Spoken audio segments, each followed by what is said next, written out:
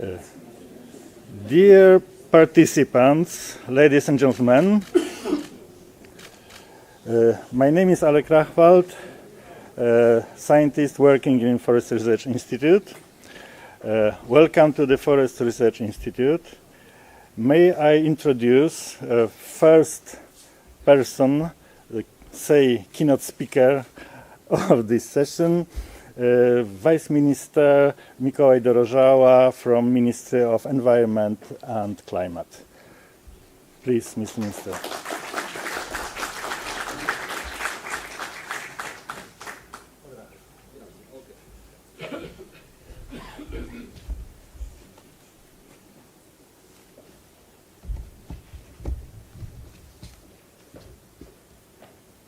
Okay, so good morning everyone. Welcome to Poland, ladies and gentlemen. With some of you we met a couple of weeks ago. The weather was a bit worse than today, so today we did our best, at least to have better weather. Ladies and gentlemen, distinguished guests, it's a great honor and pleasure for me to welcome you to the conference Science and Innovation for Resilient Forests, organized as a part of the Polish presidency during our Council presidency in the European Union. I would like to welcome representatives of the European Commission, Joint Research Center, DG Agri, DG Envi, representatives of member states of the European Union, representatives on scientific community, European state forests and non-governmental organizations. In other words, all those who have the best interest of European forest at heart. Our common goal is to build forest resilience. It's no doubt about this. Resilience to climate change, to the pressure of our own civilization, but also to the uncertainty of the future. We believe that science and innovation have a fundamental role in this process. We want to consider how to better combine scientific knowledge with political decisions and innovative solutions with everyday forest management. During the conference, we will talk about the role of social and urban forests, the importance of bioeconomy, the use of new technologies, of forest inventory as well, but also about the need to conduct an open dialogue with citizens.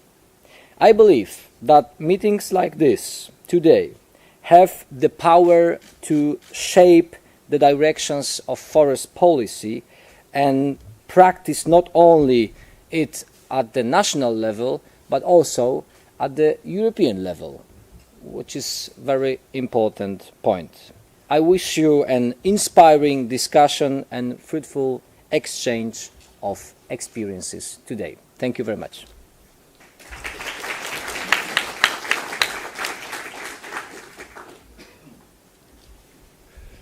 Thank you for the speech, Ms. Minister. And now I invite the second keynote speaker, director of the Forest Research Institute, Professor Stanisław Drozdowski.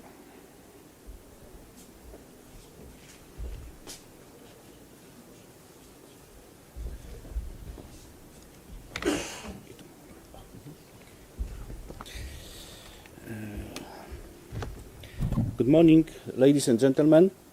It's a great pleasure to welcome such distinguished group of people responsible for forestry in the European Union countries. Please allow me to say a few words about our institute. This year, in 2025, we proudly celebrate our 95th anniversary. The Forest Research Institute was originally established in 1930 as an experimental station of the state forests. Since 1945, we have operated under the name of Forest Research Institute. Today, we are under the supervision of the Ministry of Climate and Environment.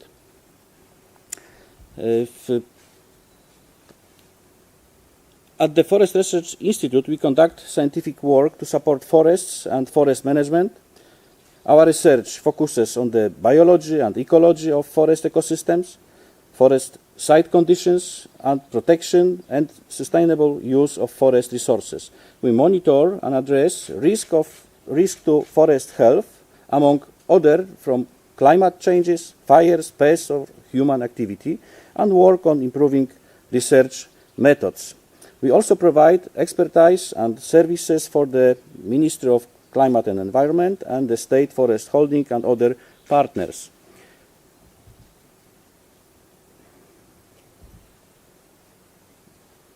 In recent years, Forest Research Institute has completed hundreds of scientific projects and expert reports and published thousands of scientific articles. This reflects our strong commitment to advancing forest science and supporting sustainable forest management. We are proud to be member of international research networks such European Forest Institute and International Union of Forest Research Organization. We are also the publisher of two scientific journals in the field of forestry, Folia Forestalia Polonica and Forest Research Papers, available free of charge. In our institute, in partnership with the State Forest, we regularly co-organize the Winter Forestry School. This is the 3-day conference that is more than just a place to share experience. In our opinion, it is a very important forum to truly discuss the future and development of forestry. In addition to our core research, we also proud of the role in promoting science to a wider audience.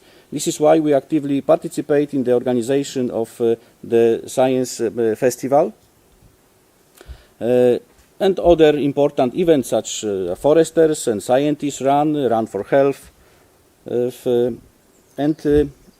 After lunch, we invite you to poster session, which will take place in another building, Building B. This building is located to the left as you exit the main entrance. The posters were selected as the top 10 through a competitive process with prizes awarded for first, second, the third place. During the lunch break, we also invite you to visit our history room and explore the educational trail. The conference will conclude with a summary prepared by the Committee for Conclusions. The committee includes representatives from our institute, Professor Dorota Dobrowolska, who is Deputy Director for Science and Research, and Professor Marzena Niemczyk, Professor Adam Kaliszewski, who is also in this room, and Professor Marek Jabłoński. I hope that today's conference will bring many valuable ideas and solutions, especially in the context of science and innovation for resilient forests. I wish everyone a fruitful and productive meeting. Thank you.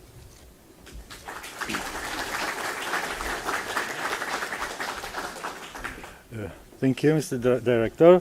And now I will give floor to my colleague, and we'll start panel session, panel discussion. So.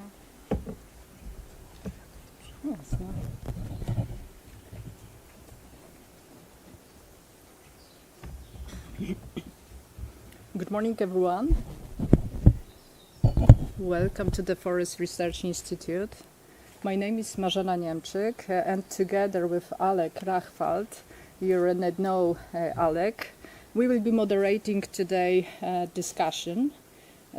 panel discussion. We both hold associate professor position at the Forest Research Institute, but I might expect that we slightly differ in our opinions on forests and forestry, as Alek works at the Department of Forest Ecology and is also an expert in the National Council for Nature Protection, while I work at the Department of Silviculture and Forestry Genetics, I also very recently took part in works concerning social forests in one of the big cities in Poland.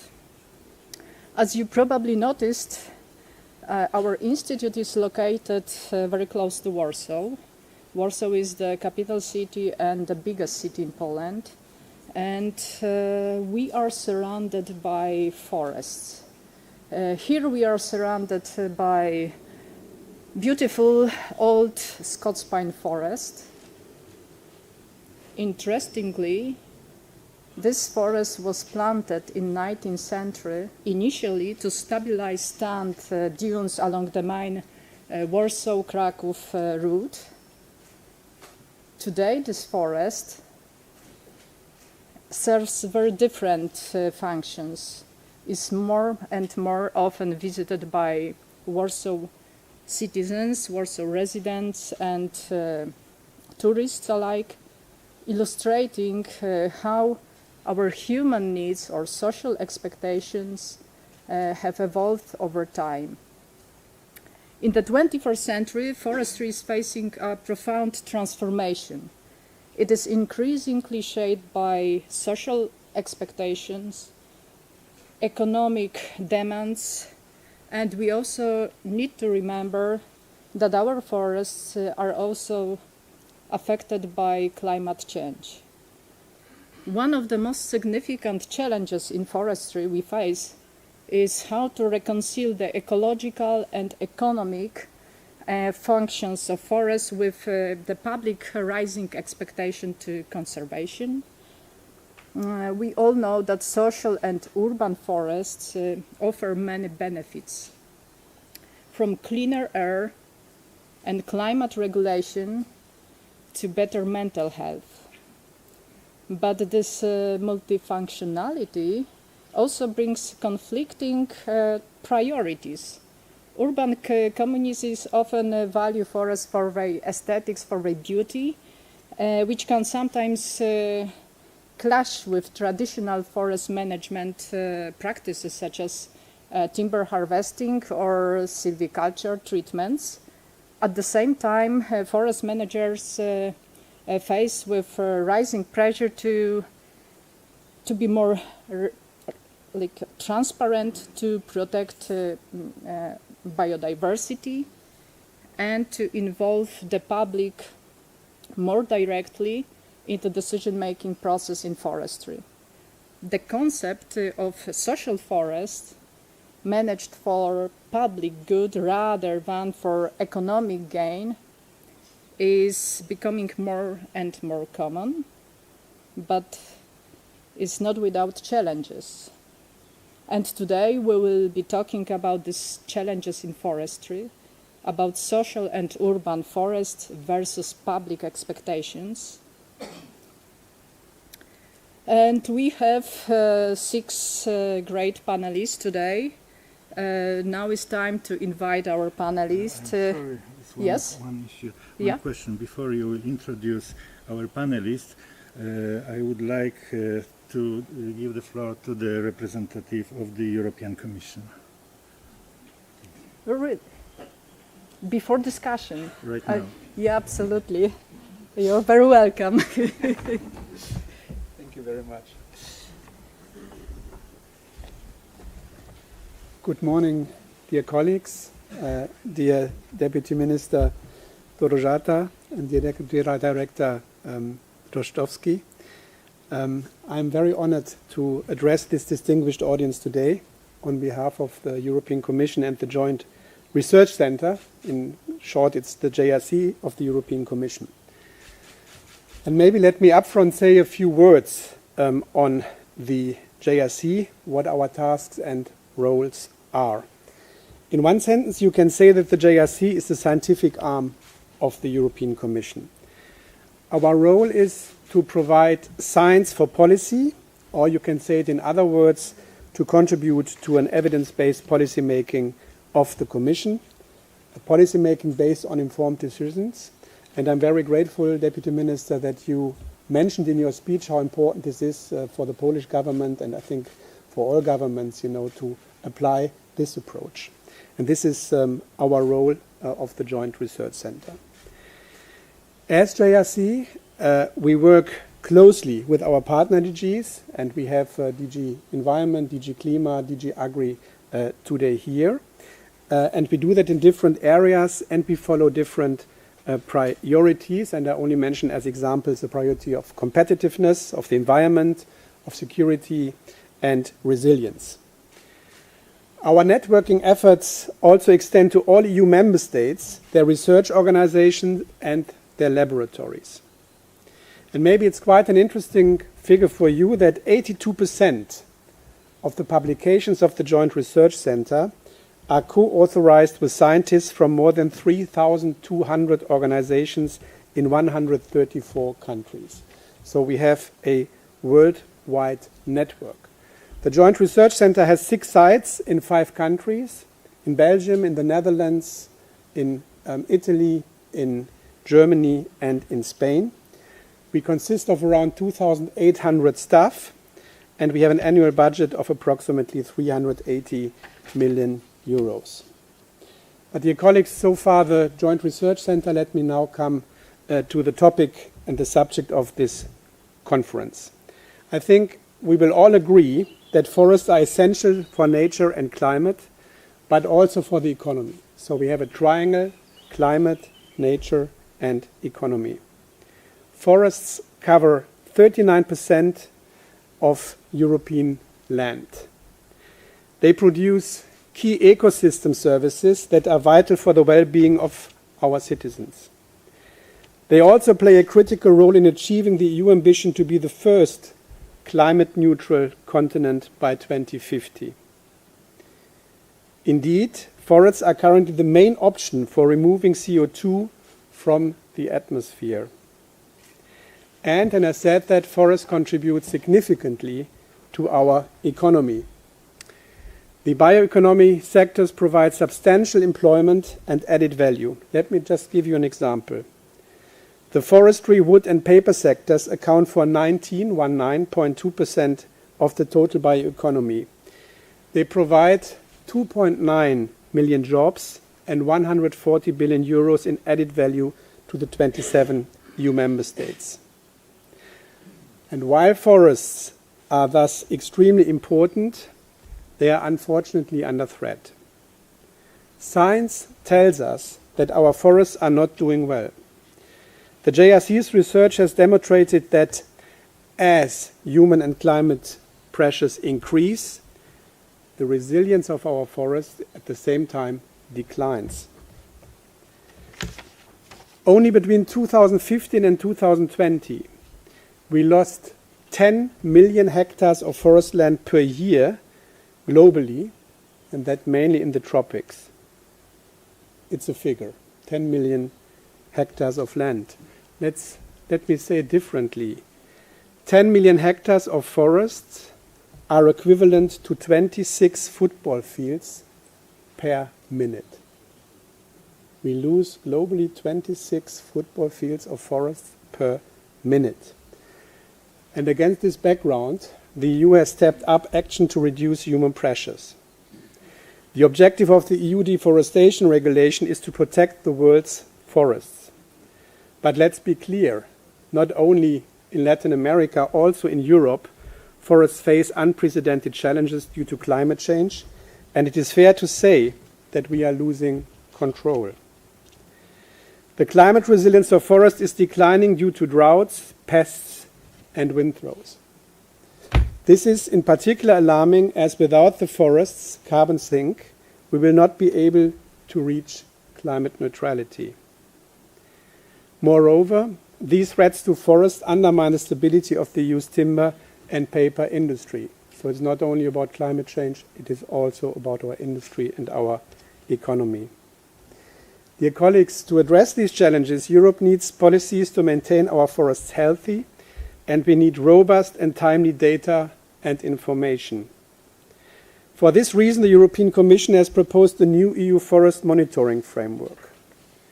Its objective is to provide stakeholders and policymakers with the right information at the right time to make the right decisions and take the right actions.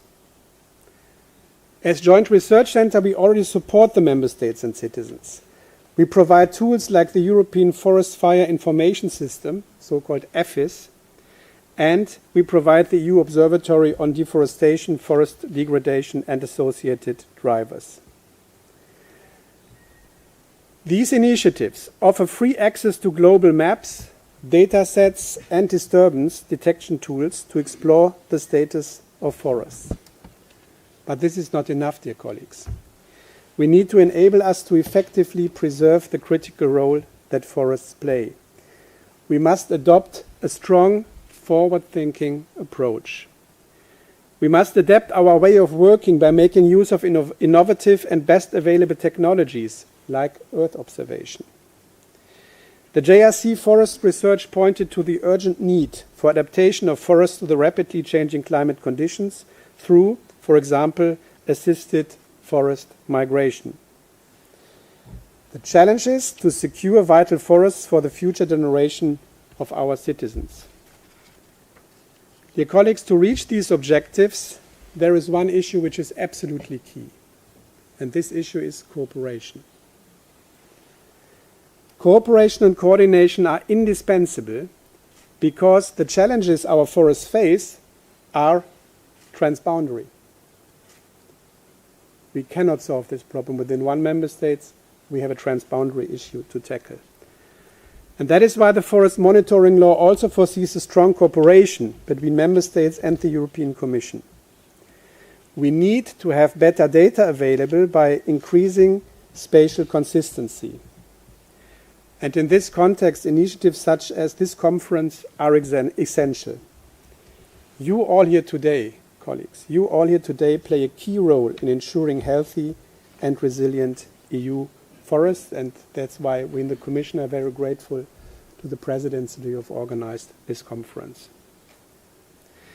We in the JRC will continue to support this process with robust science. We will use our network with EU institutions, academia and national public authorities, such as with LUC from Finland, Lund University from Sweden, the Italian Tutela Forestale Carabinieri, the National Forest Inventory Agency in Romania, and hopefully also the Polish Forest Inventory Agency. And in this context, I'm very pleased to announce that we are extending as JRC our network with the Polish Łukasiewicz Research Network. Colleagues from the Łukasiewicz Network have visited ISPRA, our site in Italy, last week, and we have agreed to draft a memorandum of understanding to improve and enhance our cooperation. Let me conclude. We in the JRC are committed to provide the forest community, from policymakers to citizens, with a scientific foundation for effective forest management policies. And once again, only by working together can we ensure that our forests remain healthy and resilient. Cooperation is key. Only by joining forces we can continue to provide essential ecosystem services for generations to come. And in this sense, I wish you all a very nice conference with fruitful discussions in the interest of our forests. Thank you very much.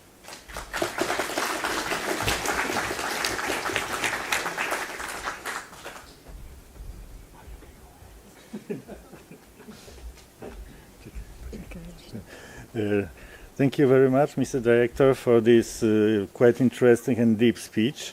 And now we will go back to our panel discussion. We are sorry for this little issue, but you know, this is a conference. There are no conferences without such little mistakes or issues. So once again, our deep apology for not inviting you a bit earlier. So what I was talking about discussion about challenges, and we come back to this topic, the current challenges in forestry, social and urban forests versus public expectations. Fortunately, we have 6 very great experts for today's discussion, and now is time, I hope, Alec, it's time to invite our panelists to the stage. Please, Mr. Mikołaj Dorożała, Vice Minister of Climate and Environment of the Republic of Poland. Take it. Ms. Natalie Barbet, Director of Institutional Relations of the National Forestry Office, responsible for the management of French public forests. Michael Losch, an expert, Directorate General for Agriculture. Morning. Professor Bogdan Jaroszewicz, Deputy Director General of the State Forest and also professor at Warsaw University. Professor Michał Zasada, Rector of the Warsaw University of Life Sciences. And Stephanie Thomas, who represents International Forestry Students Association, regional representative of Northern Europe. Welcome to the Institute. Alku.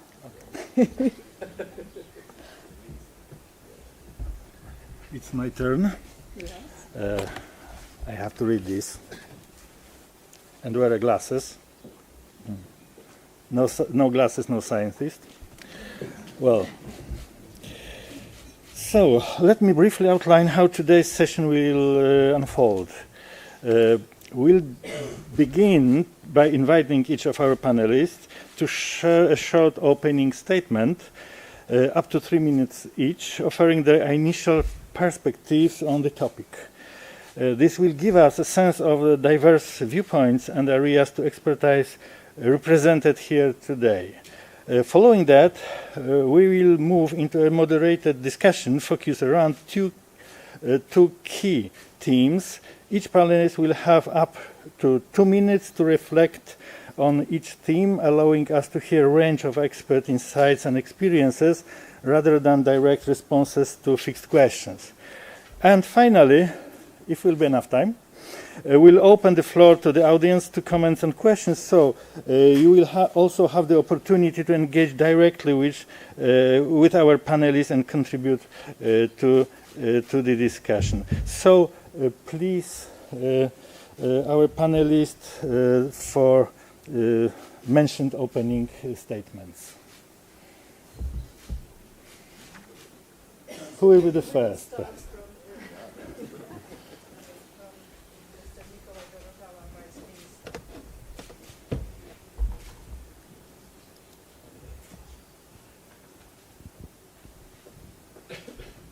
Is it operational?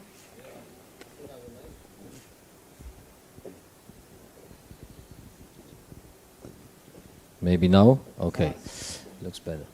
Thank you very much. I think we already mentioned some key points in the opening in regards to the 3 points that we supposed to discuss in this panel, in terms how we manage and how we tackle the challenges that we have now. And it's not the question about actually only now and the foreseeable future, but the next decades ahead and all those circumstances that we have around. And I initially mentioned the point about science, data, and right policies, and the collaboration between decision makers, politicians, scientists, practitioners, foresters, people, and the society. It's a huge combination and huge challenge in terms of having, the media landscape today, social media, polarization as well, and the whole challenges that we have in our societies in Europe, and not only in Europe, and also climate change, which is not a point of some academia debates, but something that regular people can really feel.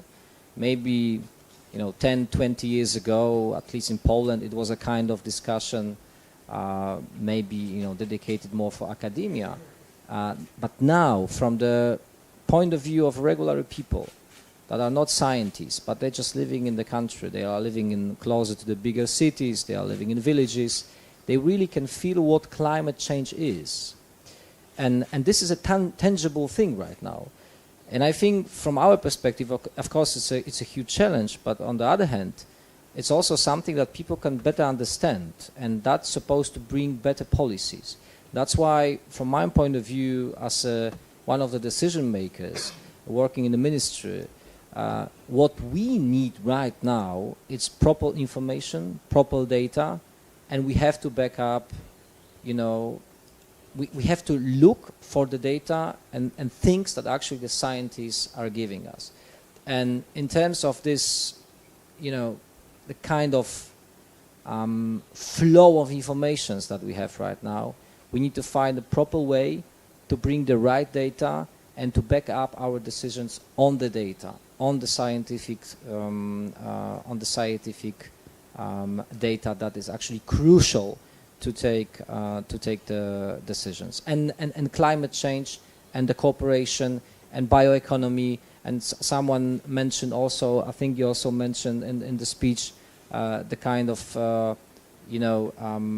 role that the forests are also playing for the society, for the people right now, in terms of health and things like that. This is also a very important part of the discussions. But for sure, we know we have huge challenges, and I fully agree what you have said from the perspective of European Commission.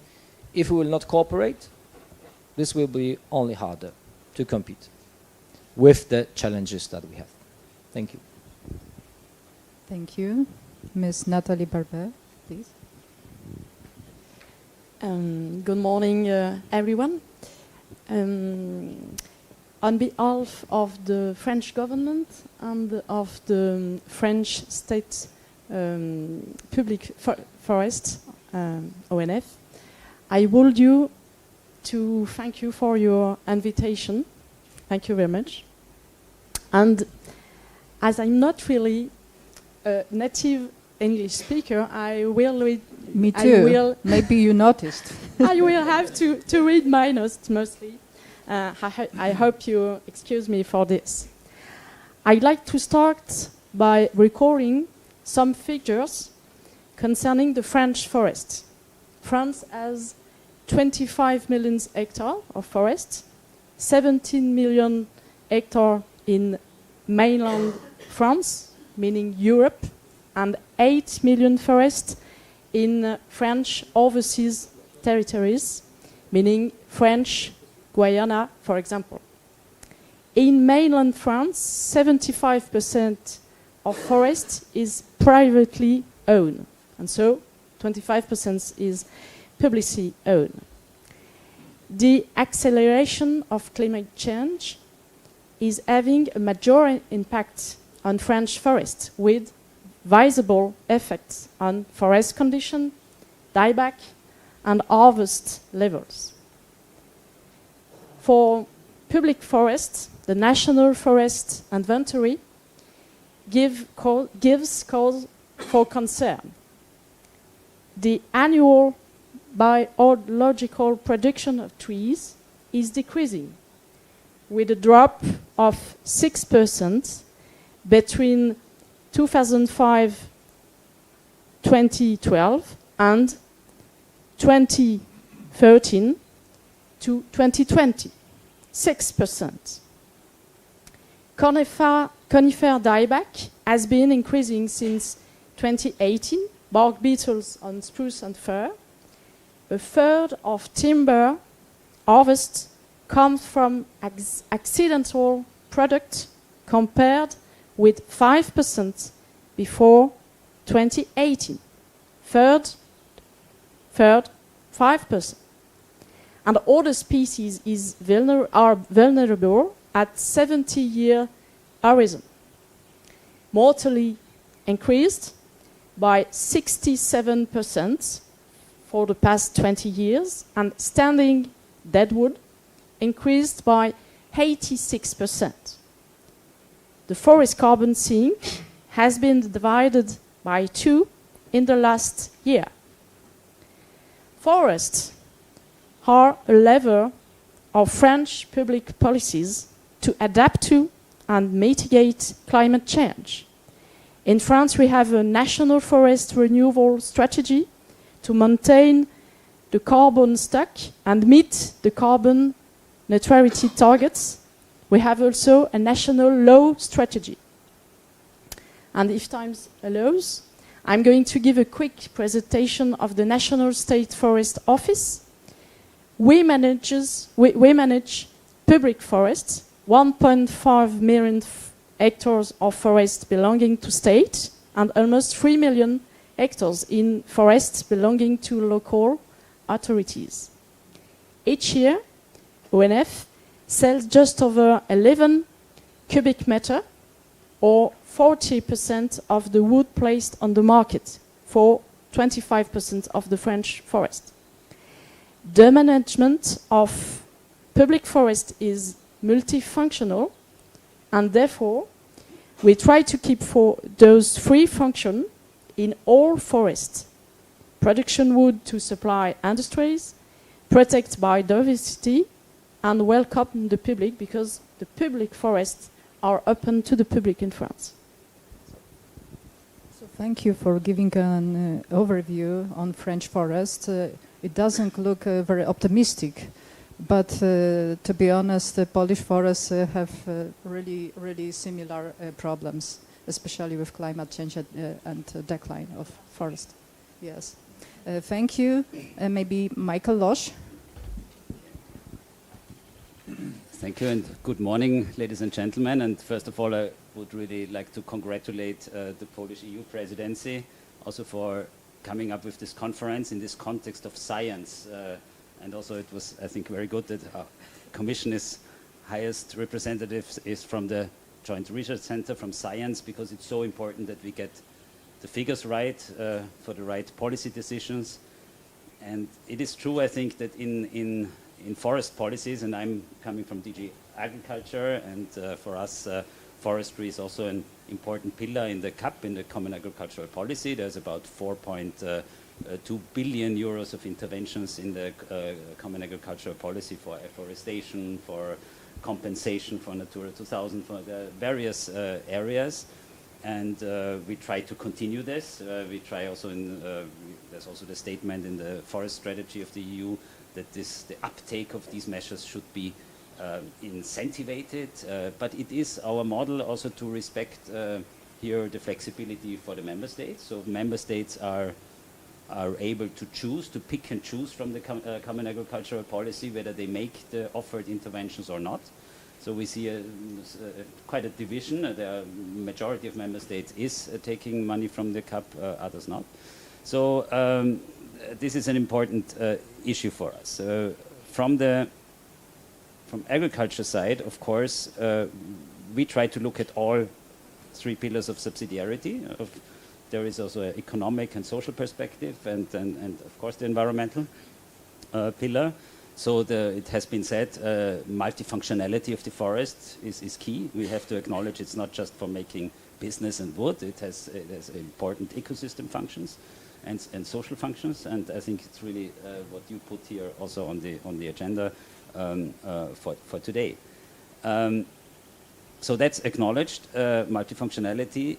I would also say we came closer to an understanding in the last years, and I was participating in also 2 weeks ago in the forest directors meeting here at this place, and I remember also in the last years in Spa in Belgium and in Hungary. I think there's quite an emerging consensus that we need a kind of active, sustainable forest management to respond also to the climate adaptation needs in Europe. So the idea of just doing nothing and just preserving and not engaging with the forest, I think that's more that's not the first view, I would say.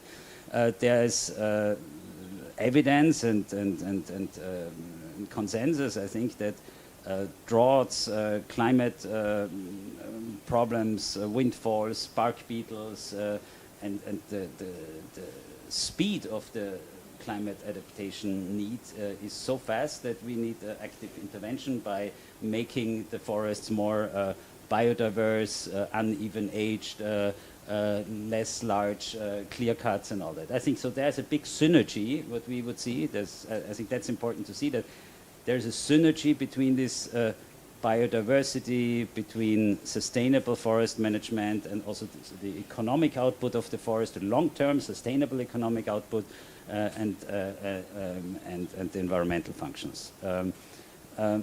And now we come to an important crossroad, and I will not go too deep into the subject because we have Agata Kotkowska here from DG Environment, and I think she will talk in the next panel about the EU bioeconomy strategy. And this is exactly what is now, in my view, the biggest challenge, where we are not so sure whether we have this exact synergy and we can say everything is done. And there is an expectation that forestry biomass would contribute to substituting fossil fuels, that we are not only defossilizing the energy system, but also the material use, the plastics, everything which is around, to textiles, fibers, constructions, you name it. So to substitute more and more the fossil-based materials, fertilizer, another example, so chemicals, construction, wherever, textiles.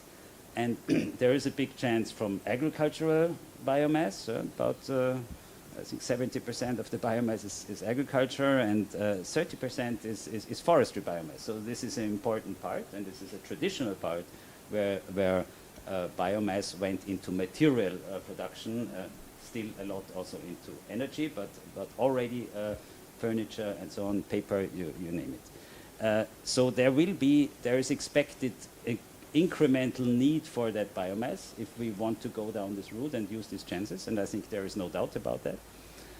And then there's the question of the carbon forest sink, which is also an important policy objective for net zero, for in the LULUCF legislation, also now in the carbon farming, carbon removal approaches, and there.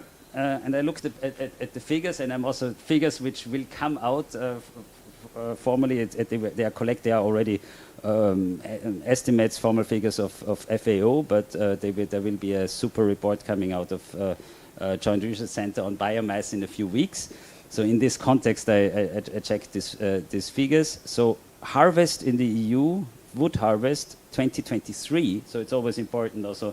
There is a lack of having recent data also. When we are looking at the last overall overarching comparable data of FAO and of Forest Europe, we still have the report of 2020, which actually has data from 2018, which is a bit old now. So the whole bark beetle problem from 2018 to the last years is not in that figures. So it's in the national figures. So there are nice, very good national reports, Thünen Institute of Germany, French, but we don't have the overview right now. Forest Europe will present its report only in end of this year.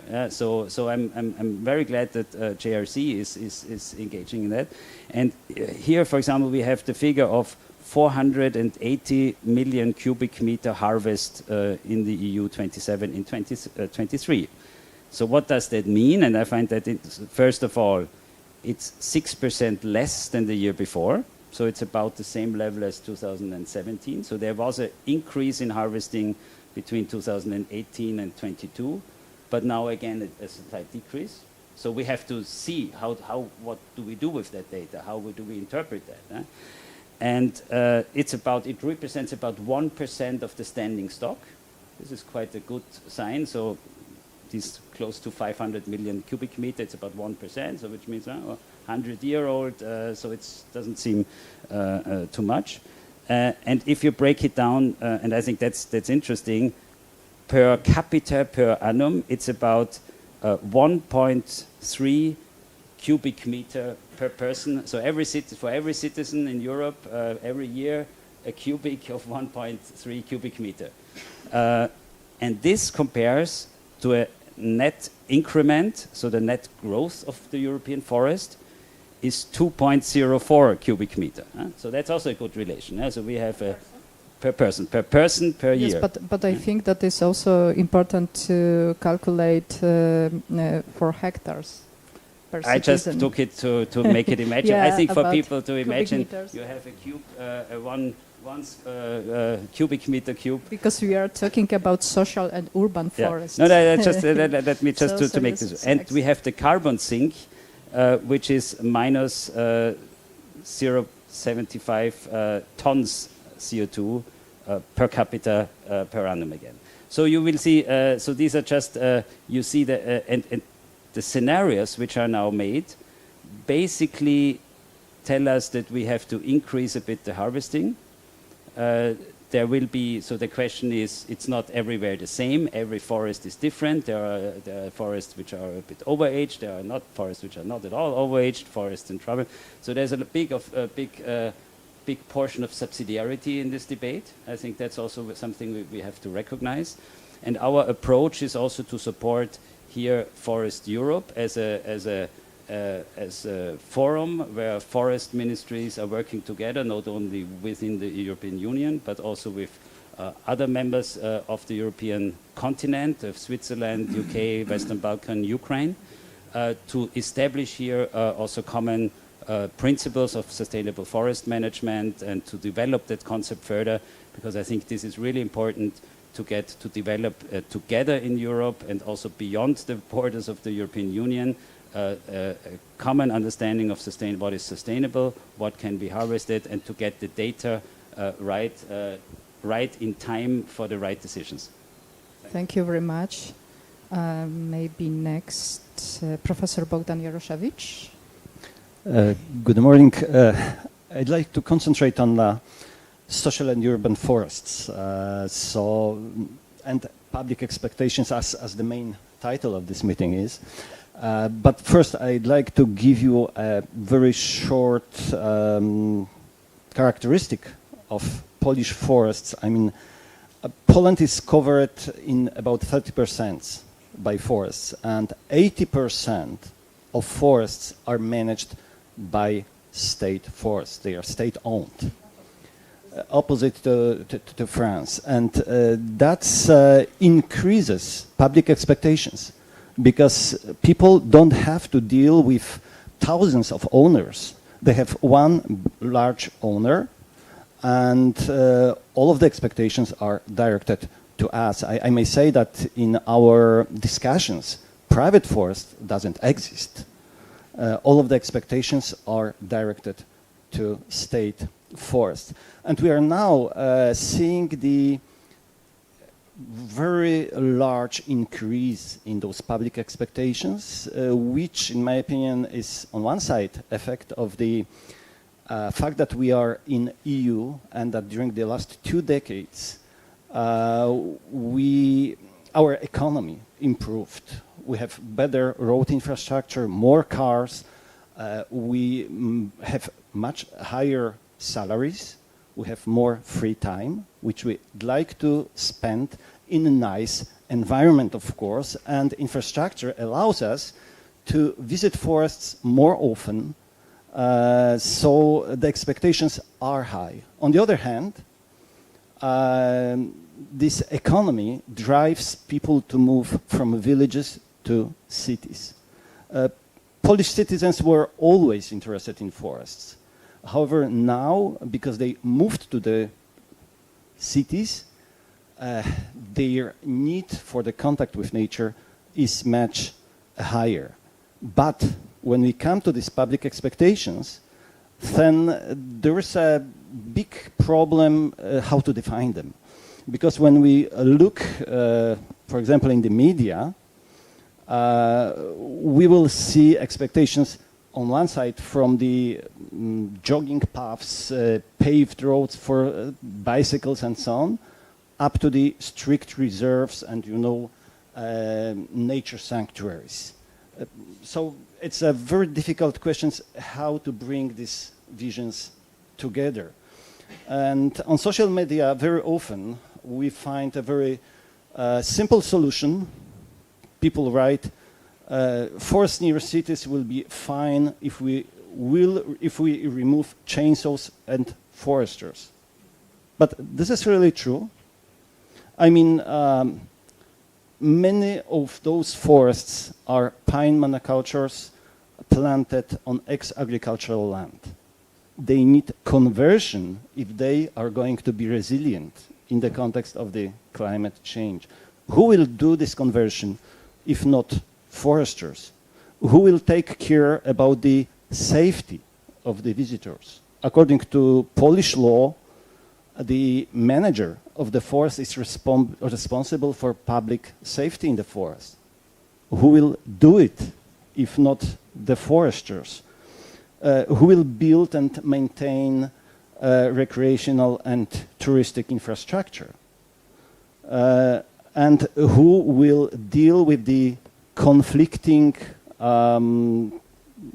let's say, conflicts arising from the contacts of synanthropoid animals and people?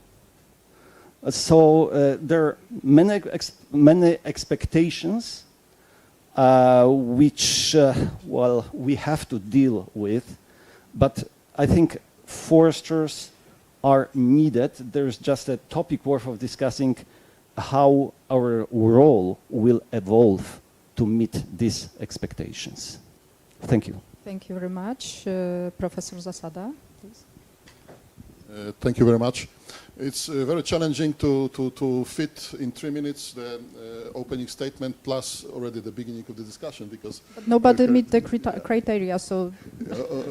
Okay. Anyway, I am representing the Warsaw University of Life Sciences, the university which is connected with rural areas, environment, bioeconomy from the very beginning. But I am also the second generation forester, so that entitles me a little bit to know more from the generation's perspective. But also, if you find my statements a little bit biased, you will know where this bias comes from. But anyway, when I was looking at the textbooks of my father, who was studying in 60s in Poznań, and the textbooks were from 40s and 50s, it was clearly seen that the forestry consisted of two very strong parts. One part was the very strong natural background, biology, botanics, botany, zoology, physiology. On the other hand, very strong engineering, because foresters are always engineers. So basically, those skills that were used over the years or decades of foresters, they're strongly dependent on the context and the situation. And if you look at the development of Poland, especially after the Second World War, that things that foresters were doing in the forest were strongly dependent on the policy and on the basically the policy shaped by the ministry the forester belonged to. So the beginning was definitely the technology, the wood harvesting and establishing on new forests, sometimes in a very simplified way. When the time passed, we saw much more focus on environment and larger scale, the landscape. And nowadays, we have the third element that came very strongly to the forestry, from the point of view of education and science, which is the social part. Without social part, it's virtually impossible to do what was mentioned by Professor Director General from the State Forest, because the influence of society on what we are doing as foresters becomes stronger and stronger. I'm really happy that Minister Dorożała mentioned that we need policies and we need a good action plan for our forestry and environment based on knowledge and data. And we are ready as academia, as universities, not only such universities as SGGW, but also in general universities to join this process, and the presence of the institutes too. Yeah, I'm sorry, but I am from the universities, this is why. And the presence of the professor from the University of Warsaw is also a good sign of this involvement. And we have many data, we have expertise, we can discuss, we can also argue a lot, and we are arguing a lot, and I am pretty much sure that I am optimistic that the process will go on. But the most difficult part of this puzzle is public or social part. Because what has been already mentioned by Director General, that this is the hardest part to be defined. And I am much less optimistic than Mr. Dorożała, for example, saying about the public expectations that are kind of very high level, because in my opinion, our society thinks very local and very static. And the matter we are dealing with is unfortunately dynamic and global. And obviously our society is getting richer, and this is part of the reason why they expect more influence on decisions made by those who are supposed to do the work in the forest. I agree that there are foresters to do that. However, they are, first of all, they are more and more detached from the nature, and this is not about that they are demanding that for resting and for recreation and for health, but they simply have no clue about the nature. And this is visible in many cases, not only in forestry, but also in agriculture, for example, that where the milk comes from the store. Somebody is buying house in the village and all of a sudden is surprised by smell that comes from the village. And the same applies to the society. Society thinks that foresters should be removed because forestry is for free. Forests grow by themselves. They don't need any management. Just leave them alone and they will be happy. And we will be happy with such a forest. And this is obviously not true. And this is something we have to communicate to the society, that obviously forests don't need foresters or humans. They will be fine with the climate change, with everything. It's just a matter of what they will look like and what they provide for the society. But if we want to talk about sustainability, which is a concept coming from forestry, we have to be active, and Mr. Losz mentioned the active forest management.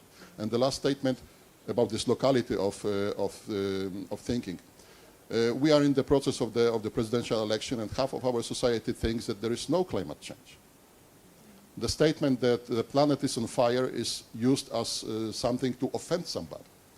So this is the part of the communication we have to go through in order to show that these climate-related issues we are talking about are extremely vital, and they touch everybody, not just because there will be drought or a little bit more rain. That's the natural variety of climate, people say.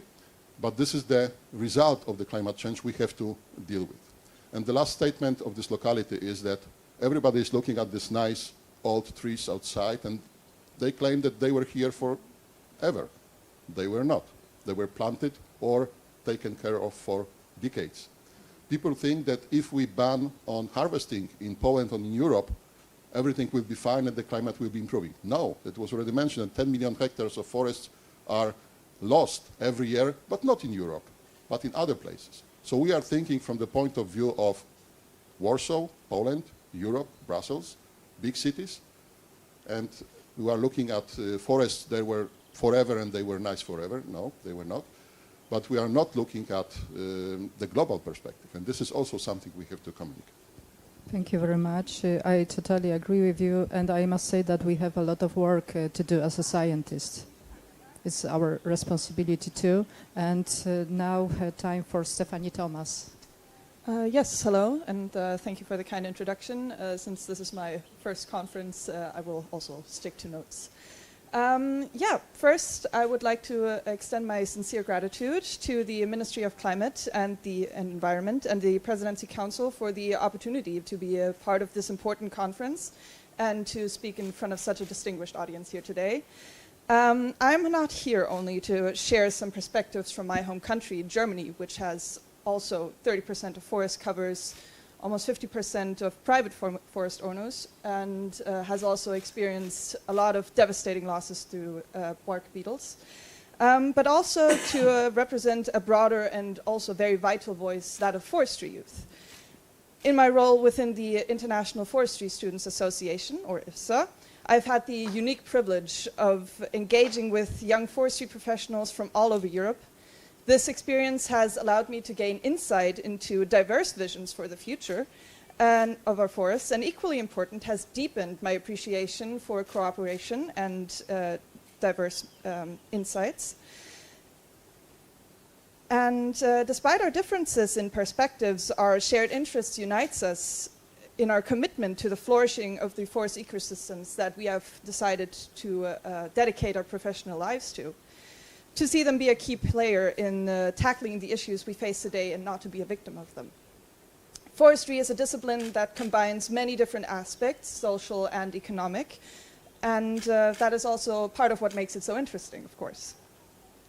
As students, we find ourselves on the front lines of science's innovation. We are the ones who will be inheriting today's problems and are tasked with finding the solutions of tomorrow. It is a unique position as the ones learning about and working on new science, testing new technologies, and thinking critically about the established norms and institutions. We feel a deep sense of urgency and responsibility. We know that the decisions today will dictate how the futures of all of us are going. I believe our perspective is valuable and should be heard. Of course, as a student, I am biased. I believe that students should be integrated in policy-making decisions, and their voices should always be considered as the ones who will be inheriting those policies. And so I come here not only to listen and to learn, of course, but also to contribute, to help shape the future of forestries and resilient forestry together. Thank you. Thank you very much. I think your perspective is very important too. May we ask for one more mic? We can start from this side. Okay, that's good. So, next step, we are just after these statements, and because it took a bit more time than we expected, so some of these statements were very rich and relatively long. So I have to admit that we are slightly short with time. And yes, having it in mind, now we will go to the next step. This is, I would like to ask the first topic of our discussion. It is expected that each of panelists will answer in about 2 minutes for this problem, which I will ask. Up to 2 minutes. Up to 2 minutes, yes, preferably 1.5. And so, could you the please, first topic is how to reconcile growing social expectations regarding forest protection with bioeconomic goals. And I suppose that we could start from the right side of our little group. So Professor Jaroszewicz perhaps is even the best person for answering for such a problem. Well, in my opinion, it's a very difficult task, and it needs balancing of environmental, social, and all the economic functions of forests, of course. And to do this, we simply need a careful planning approach based on science evidence. So science evidence will allow us to take into account biodiversity, climate, recreation needs, so the protection needs of the forest, as well as economic needs, which also should be met by the forests. And still, in my opinion, protection and active management, protection and use of the forests are not really in conflict. They should be complementary. Just maybe in different places we put different accents on these two issues. We both sides, I mean those which want to protect forest and those which want to use them in economic way, must accept that we need raw materials to keep our economy running, and we need protected forests to protect our biodiversity. And both ways have limitations. Economy is limited by environmental conditions, and without protection we'll have no production, but without production we'll have no money to protect the forests. Thank you. Please, next person. Yeah, I think I can be short because I covered this subject already in my first intervention. That was a bit too long, so I put that together. I already. So the summary, yes, I see it. The summary for me is really this discussion. I think must be held really on local level, national local level. This is because of the diversity in Europe and the diversity of expectations. So it's not really for us from Brussels here to find a solution one size fits all.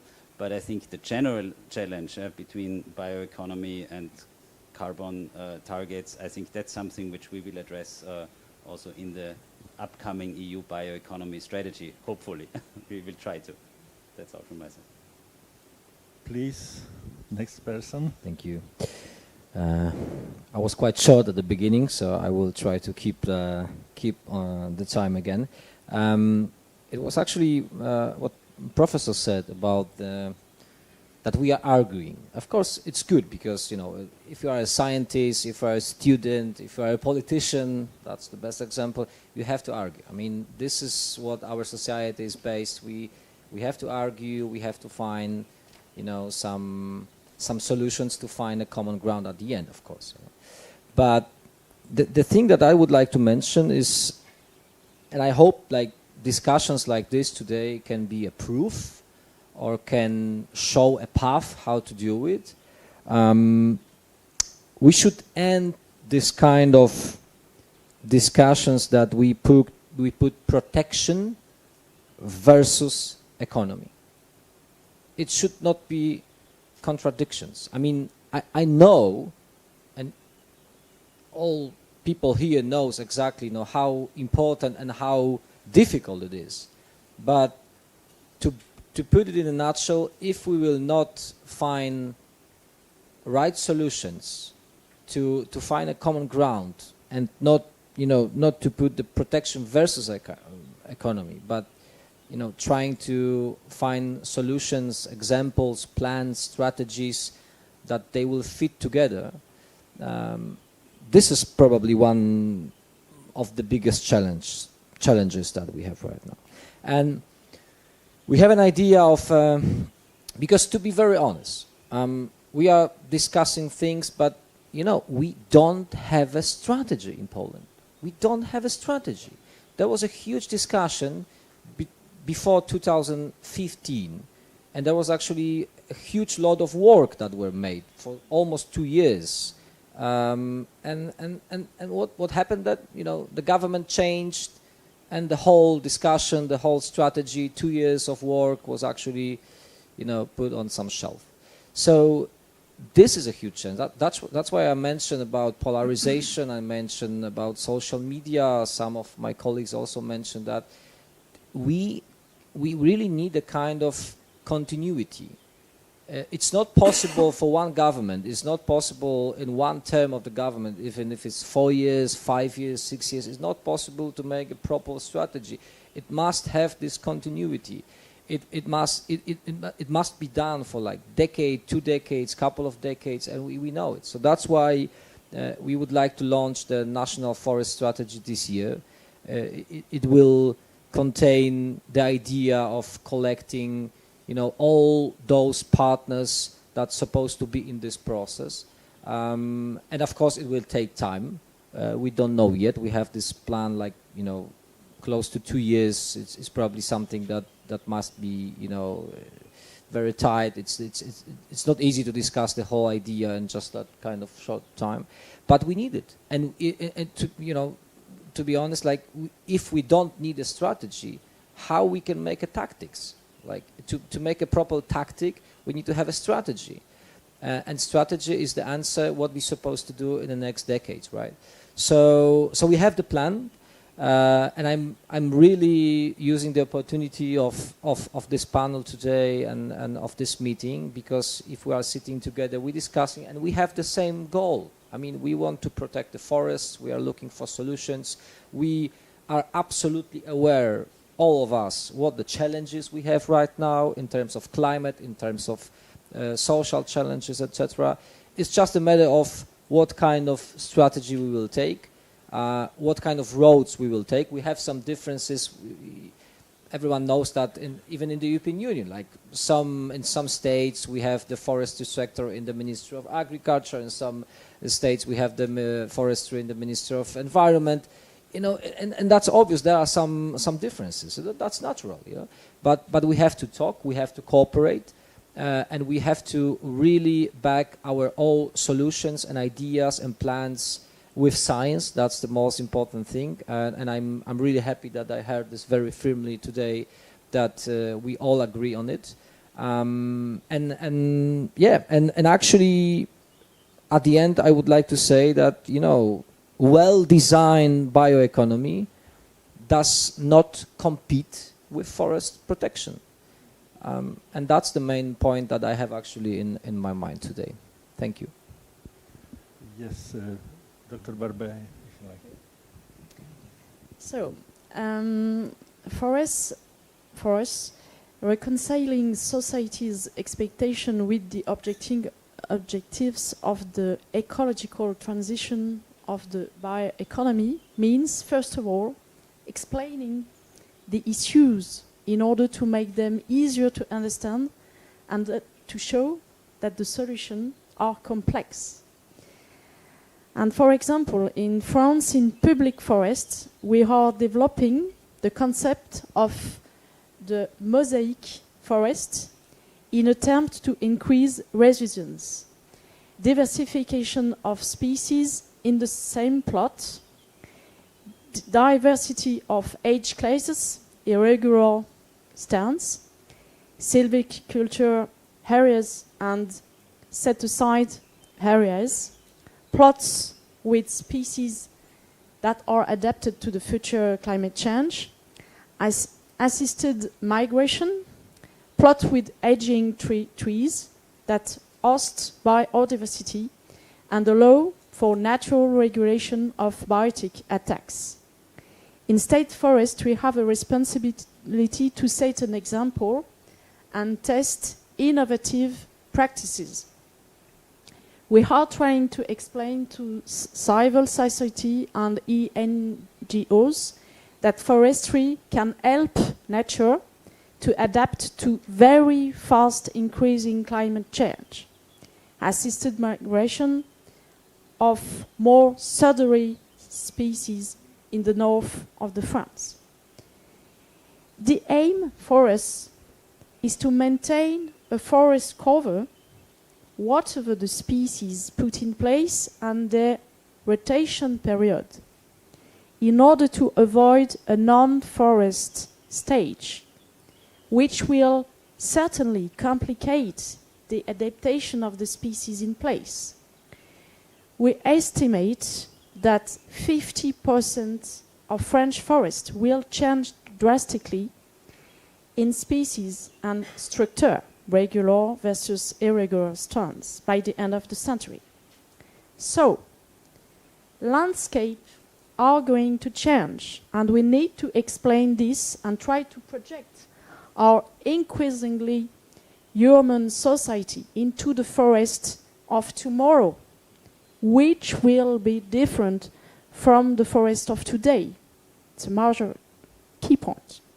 A major point is to demonstrate that doing nothing but setting the forest aside completely, it's not the solution. It's also very important to remember that the financial and human resources available to renew forests are limited. And it has to be said, we don't always know what stands we can put in place. For example, what should come after spruce on rocky ground? We don't know. What is the technique? We don't know. At what cost? I have to say that time. Yes, yes. Okay. And so I insist, now we don't have the technical know-how to renew a stand that has suffered major dieback. Nature will reclaim its rights, and it will take time in the context of climate change. Forests have foresters have a responsibility to anticipate major health crises and to manage crisis wood by harvesting sometimes prematurely before this timber loses its technological value, before it dries out and causes uncontrolled fires. This requires continuous monitoring of stand in order to identify the first sign of dieback or to identify stands that are vulnerable to climate change. These vulnerability maps make it possible to explain to owners to civil society the action that need to be planned to avoid losing everything and to create the condition for renewing the forests.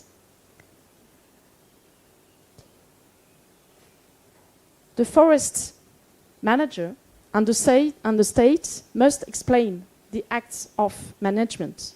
And in any case, citizens see the forest evolves, and this can happen very quickly. Not intervening will not maintain the protected forest in the same state it was in yesterday or today. Thank you. Okay, thank you very much. I would like to thank you for the statement about the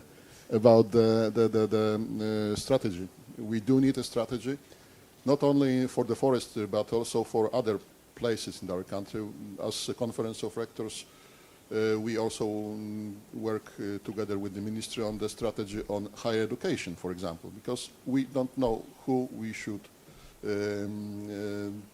prepare for the future.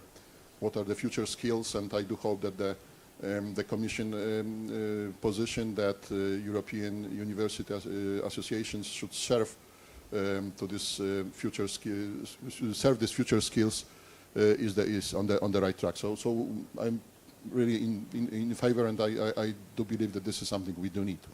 However, I would like to argue a little bit about the way the strategy should be prepared, because everybody in this room took part in many meetings, and we know what these meetings look like. If there is a meeting of foresters, this is like a stronghold of foresters. If this is the meeting of people who are in favor of protection of nature and forests, this is like a stronghold.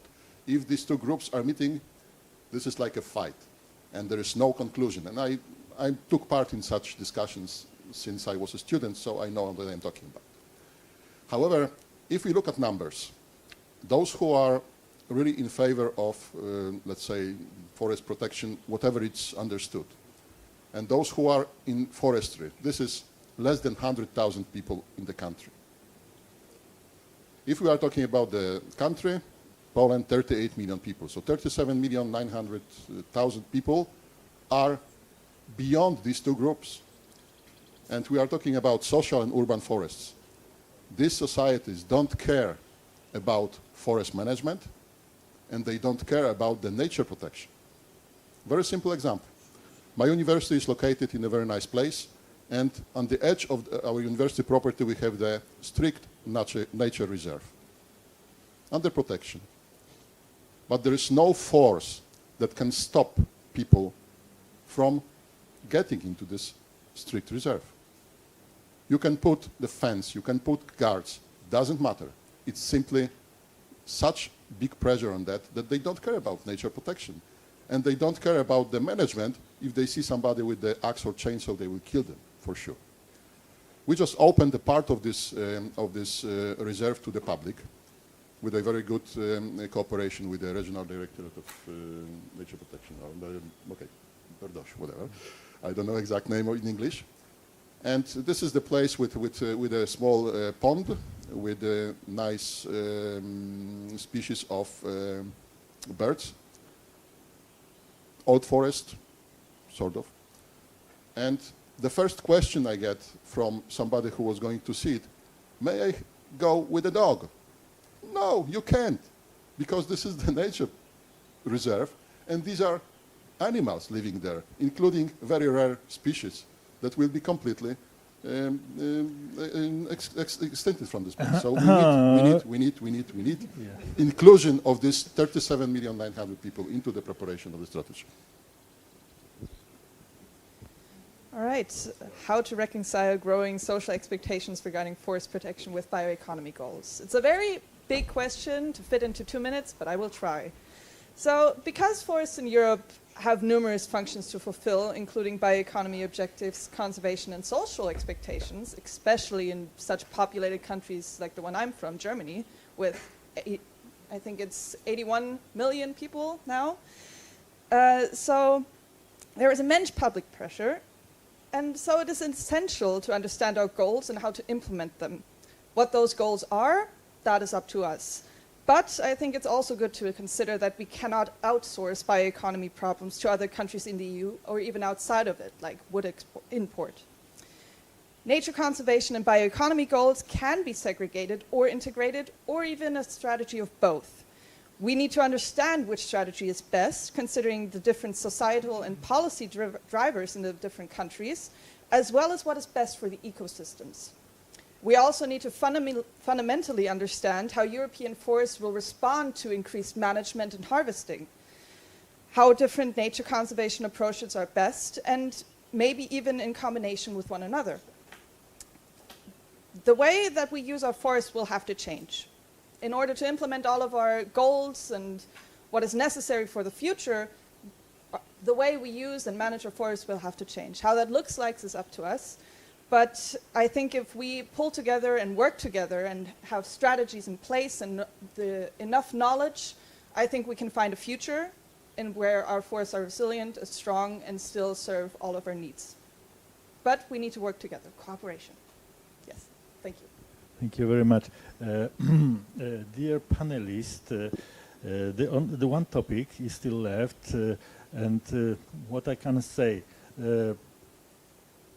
if we, it seems that we already lost the discussion, which was expected, but it's very likely that it will be also no coffee, if it will take too much time. So please, I will ask this last question, but please keep the time limits.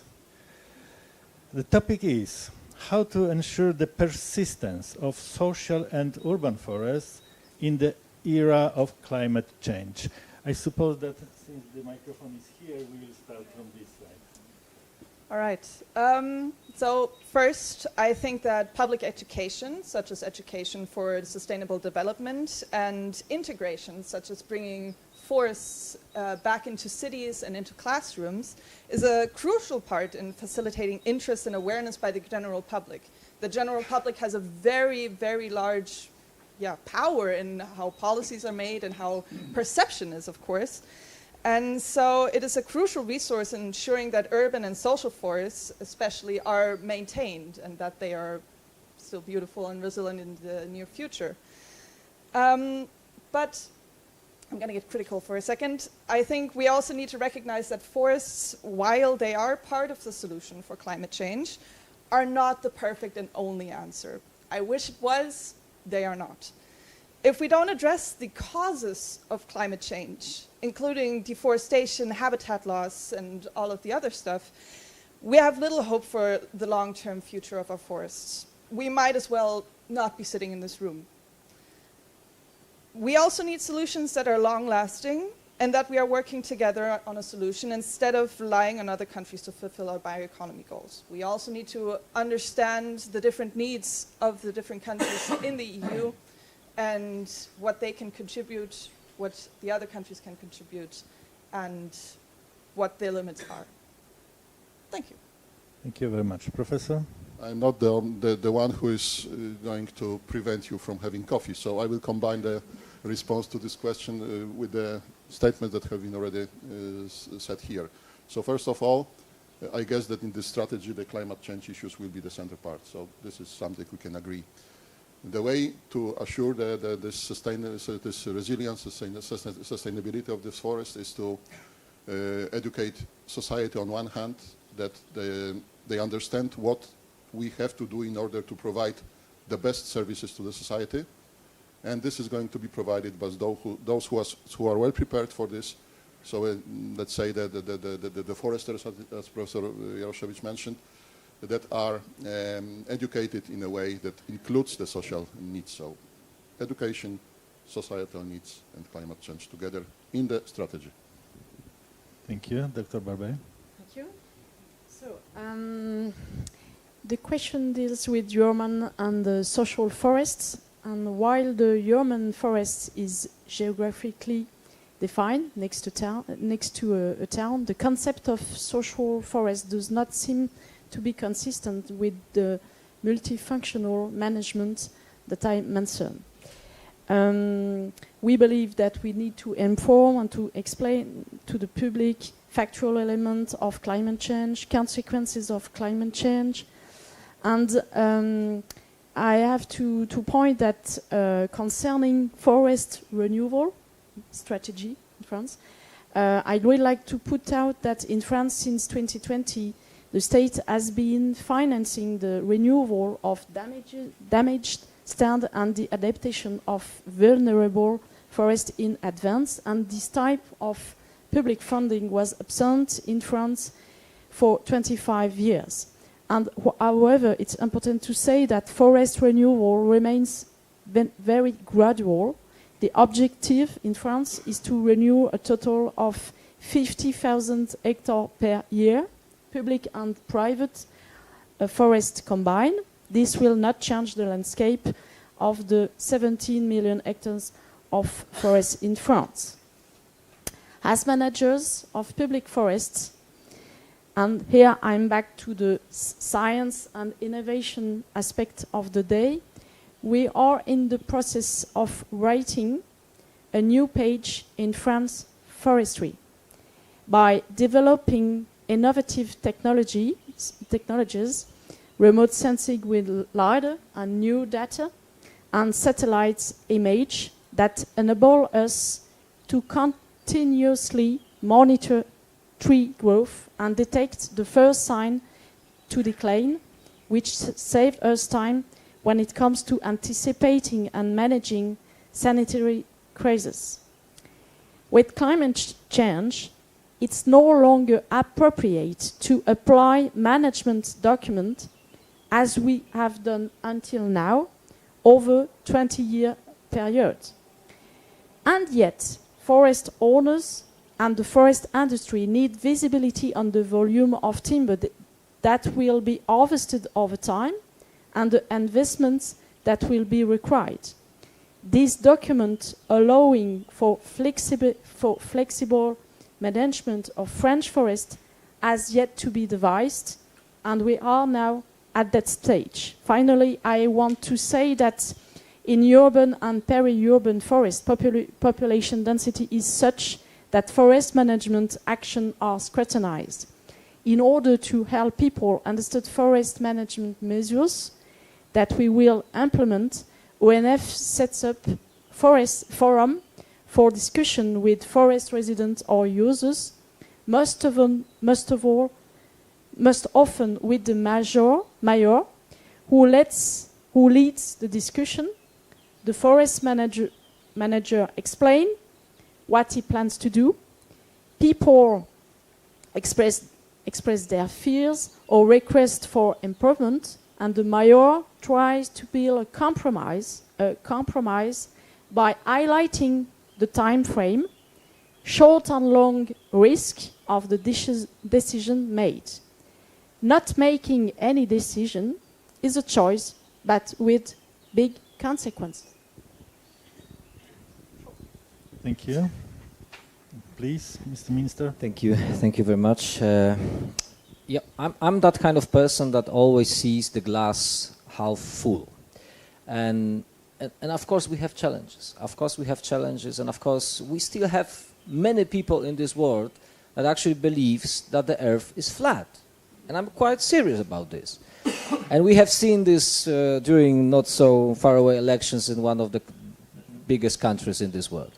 And of course, you know, it's not about ideal moment that we will finally, because this is what we are dreaming about sometimes on a personal level, that maybe we will finally, you know, reach the point that always, everything will be done and everyone will understand everywhere. This is probably about, the legend about kind of paradise. You as a scientist, you absolutely know this, that it's just about keeping trying, going and going, and we have to do it probably instantly. And education, of course, I fully agree with this, and we all know it. It's the biggest challenge right now, and we have many programs. We have this fragmentarization. We have this polarization as well, and this is really important. Like Professor said about working with the Minister of Education, we are thinking about working on the National Forest Program as well. But the thing that we already know is that we have to go beyond. I mean, we have to. I would say maybe not arguing, but to debate. We have these debates.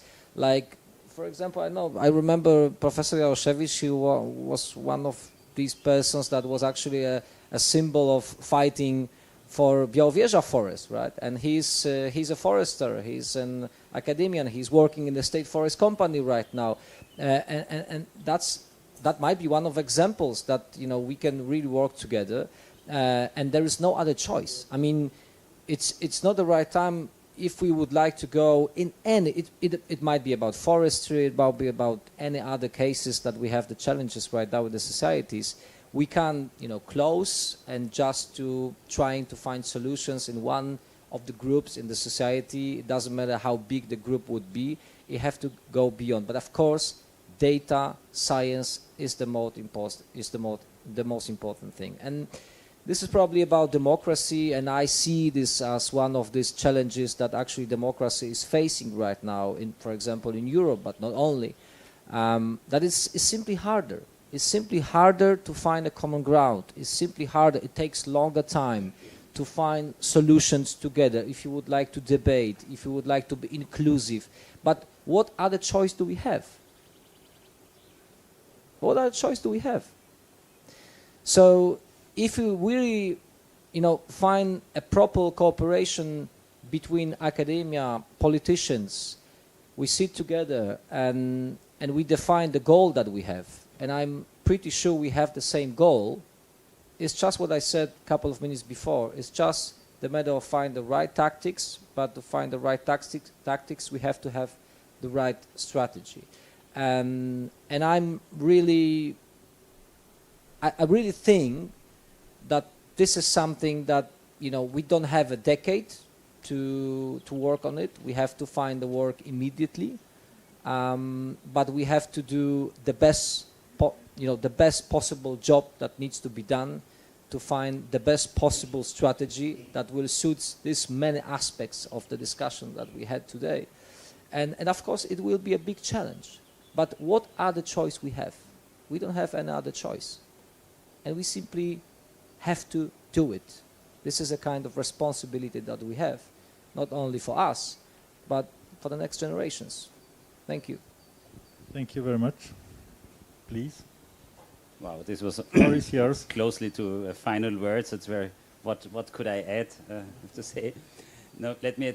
I was a bit surprised when, for me, Poland is a large country. I'm from origin from Austria, from Alpine countries, and I didn't associate Poland so much with the urban environment. And I think also working in DG Agriculture and Rural Development in Brussels now, I think it's important that we do not polarize too much. Of course, as I always said, subsidiarity in these areas, not one size fits all, different aspects. I think it was very interesting to hear from you, from the society, how many foresters are there, how many farmers are there, I could add, not so many anymore, how many people live in a country as a proportion of the whole society. So we have to make, in a democracy, you always have to find a majority for the whole of society. So farmers, foresters, they have to engage with the whole society. Many people live in big cities, but there are also many small cities. I would call them closer to urban areas if you have a small city. I think it's important, as I said, education, that there's free access to forests. I think that's also an important signal that we don't hide away the forest, that we don't protect it so much that we do not allow people to enter anymore. I think then we would disrupt in a way also the understanding of society, at least here in Europe, I think. Yeah, there are a lot of programs for urban source. Just name, it has been discussed 2 weeks ago in the Forest and Nature Directors meeting. The Nature Restoration Regulation offers also important objectives of greening urban areas, and I think there has been a good exchange. So there is some framework on the European level. And let me finish also a bit saying I'm not so pessimistic. I would also join the Minister of saying I see more optimism for forests in Europe. We are fortunately in a climate zone in Europe as a whole where there's a question how the forest will look like, that through active forest management it might change, there might be different species, hopefully better biodiversity also, and still at the same time not exclusive against economic and social targets. I think so I think I heard that, and this makes me very optimistic on that side. And also as a representative of DG Agriculture, I think in Europe, I want to point, my final point, at this difference between Europe and the rest of the world. I think it's absolutely true that worldwide, and that's why we have now the EU deforestation regulation to control and basically to avoid that these big commodities of soy, of coffee, of also timber come into Europe from areas which would be deforested for our consumption. We don't, society democratically organized, made these laws, and I think it's good, and they will enter really into application towards the end of the year. But if we look at, we have to differentiate. If you look at Europe, at the European Union, we have an increasing forest area. We have it's rather agriculture that is under pressure. We have a lot of farmers that are oppressed by too much obligations, by too much standards. A lot of farmers, smaller farmers, they have forests and arable land, depending again on the region. So they want to maintain a certain flexibility, and they want to do farming and also foresting and not filling out too much bureaucracy. So I think we should also respect that aspect. And in this, there's a lot of agroforestry, so a lot of interlink between agriculture and forestry, a lot of chances also to start growing trees on agricultural land, but then thereby not saying, so if you plant too many trees and your land switches to forest definition, then you are no more allowed for your next generation to have grazing or other things there. There are different approaches to silvopastoral practices in member states. I think this is a very good practice to allow also grazing in areas of forestry. So there are a lot of approaches in different member states, and so I'm positive, and I think that in Europe we are really also different to many areas of the world, and we can be a showcase and rather help other areas, cooperate with other areas. For example, DG International Partnership is engaging with Global Gateway in Africa and other areas to help there. And I think with that, okay. So for the sake of a deforestation-free coffee, I stop here with my optimistic general outlook. Thank you. Okay, so from the, let's say, global and long-term point of view, of course, the persistence of urban and social forests depends on the same factors as all of the other forests. So I mean mitigation of climate change. And in this sense, it means that if we want to decline intensity of forest management in some places, we must also agree that in other places, intensity of forest management will have to increase simply to, for example, replace the energy-consuming materials like plastic or iron or concrete by wood products. So this is something which we must to discuss. But of course, even in this very accelerating climate change situation, for the next decades, forests will persist themselves. I mean, even if we will set them aside, they will not change into the step, not in Central Europe, at least. But will they meet those social expectations about which we talked previously? Will they really be forests which society will need?